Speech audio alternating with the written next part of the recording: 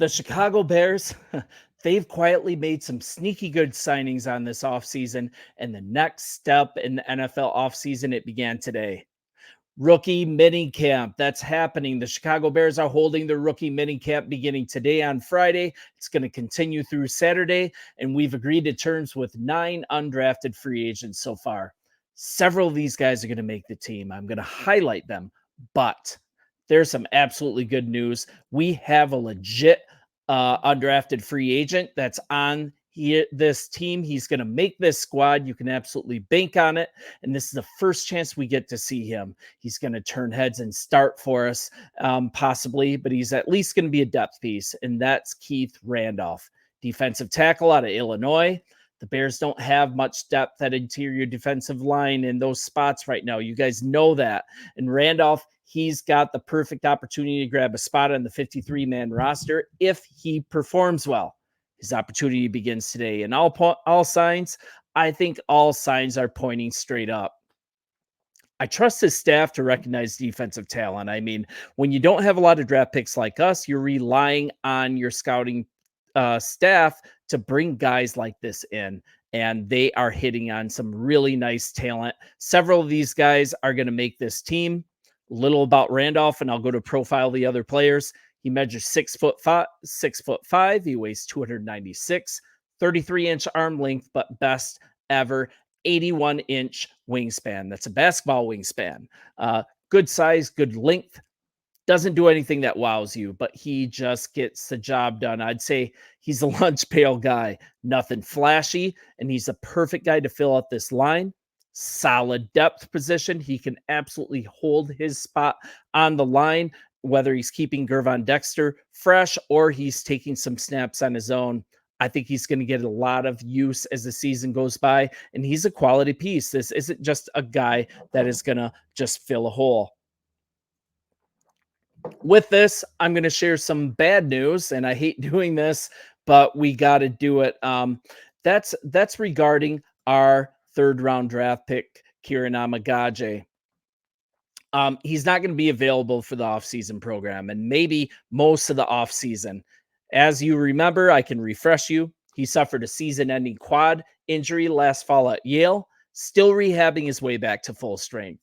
The Bears expect him to be ready to go by the time training camp begins in late July, but man, we're holding out hope that he might be back earlier than that. And to hear it from Coach Flus, Kieran is not practicing today, so he won't be available to practice pretty much all through the offseason.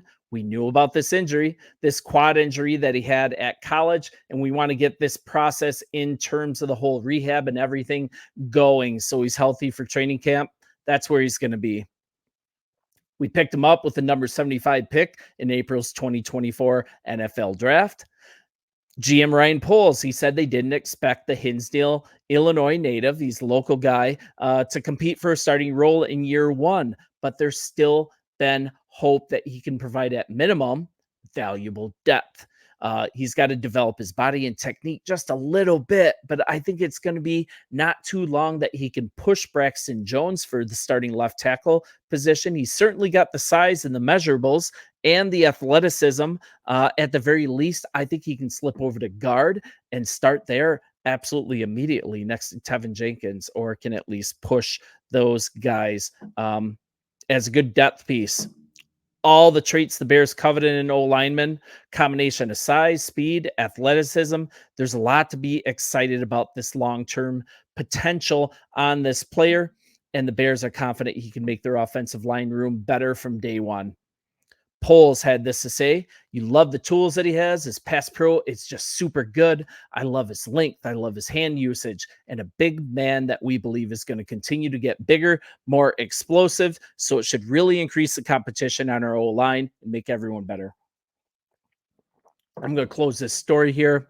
You guys go to bearswire.com for both of these stories. Just great sources. Give them a look. So let's get back to rookie cap. In total, 2 sessions of practice at Hallis Hall, giving us the first look at this rookie class. Both drafted and undrafted players will be on this roster, still to be fully announced, and the coaches will work through practices for the next 2 days. So it's a chance for coaches and media. We get to see the Bears 2024 rookie class on the field for the first time. It's not like a full OTA or mini camp practice, but it's headlined by, of course, Caleb Williams, our number one pick, number 9 overall pick, Romo Dunze. This is going to be such a nice tandem for the future. So they're going to make their debut. It's too bad that Amagaje isn't able to play, but there's plenty of eyes on Williams and Odunze. But along with this, let's not forget, we've got Torrey Taylor. His nickname is the Punt God. I'm hearing it might be really actually a good name for him. Austin Booker, our sneaky 5th-round draft pick. He's going to pop at defensive end, so it's good to see him in action for the first time. Tons of footage available for the first camp practice. Go watch them. Romo Dunze catching passes from Caleb Williams. Just so fun to see some tangible football. So in total, to review, 9 undrafted free agents have reached terms with the Bears. I've been covering quite a few of them over the last couple of weeks, but let's just go through some of the highlights.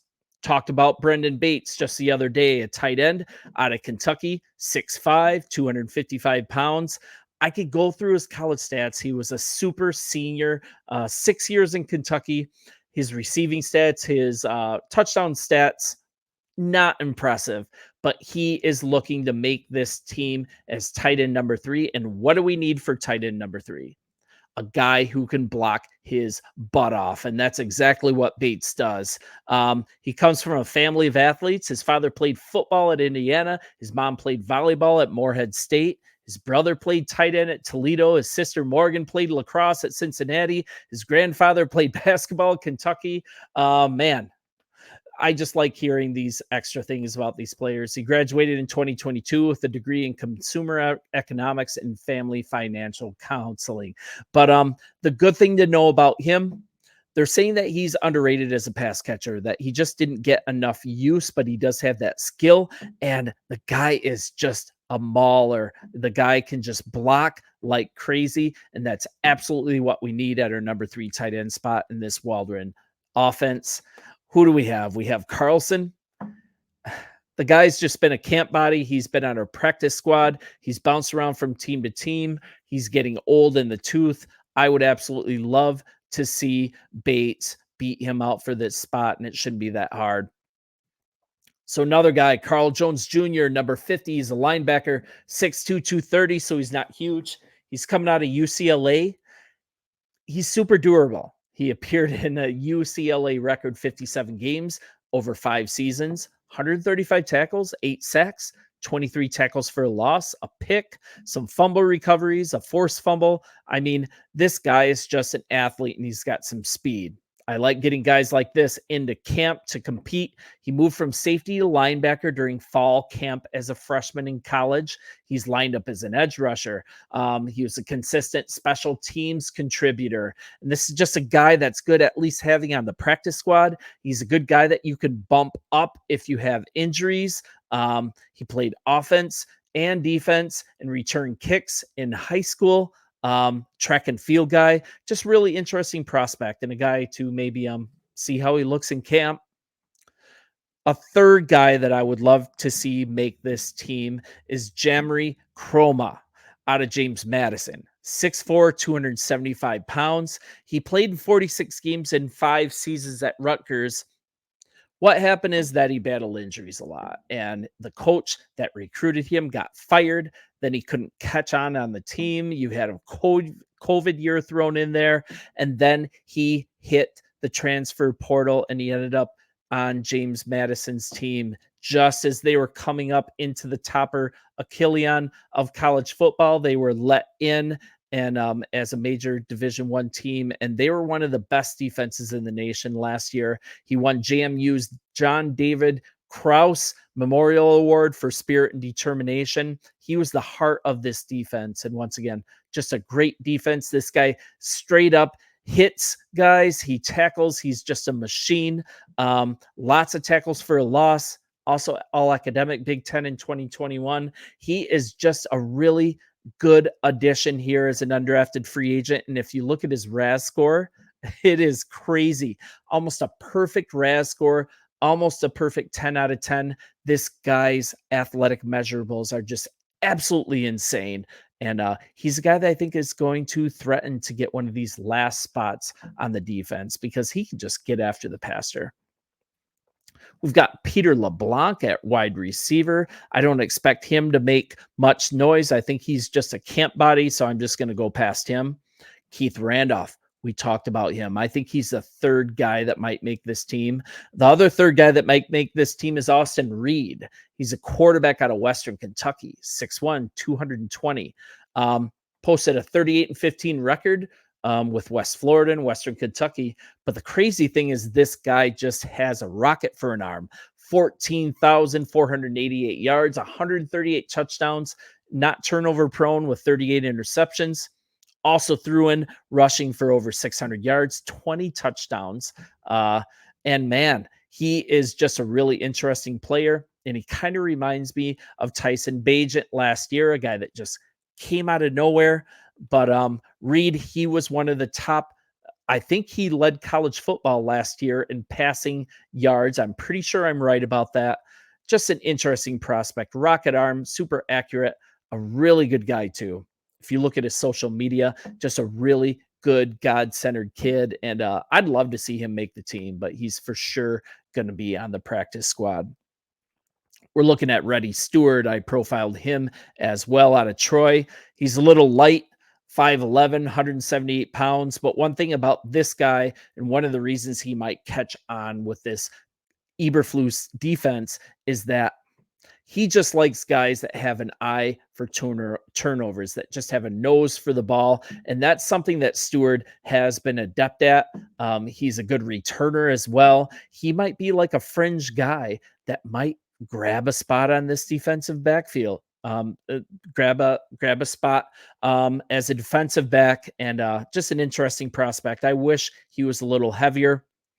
The last guy that I think has a really good chance to make this team is because the NFL, they changed the return rules. And Jones, I feel like every time Jones gets the ball, he fumbles, he hits a hole wrong. I just don't think he is really a great player. I don't want him as our primary returner. And Wheeler might be the dude.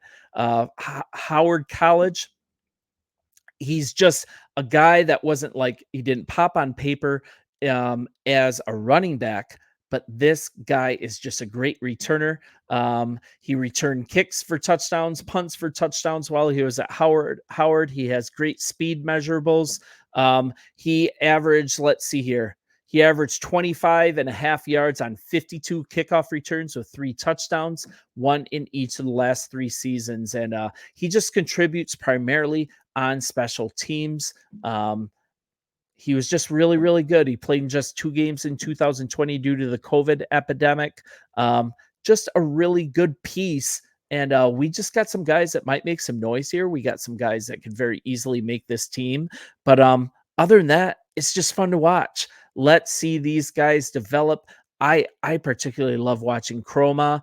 I want to see how he looks when he gets pads on. But hey, you guys, bear down. This has been so much fun. We're getting to tangible football now. We can stop doing guesswork and actually watch what's going on, and I'm here for it. Bear down, you guys, and we'll talk soon. See ya.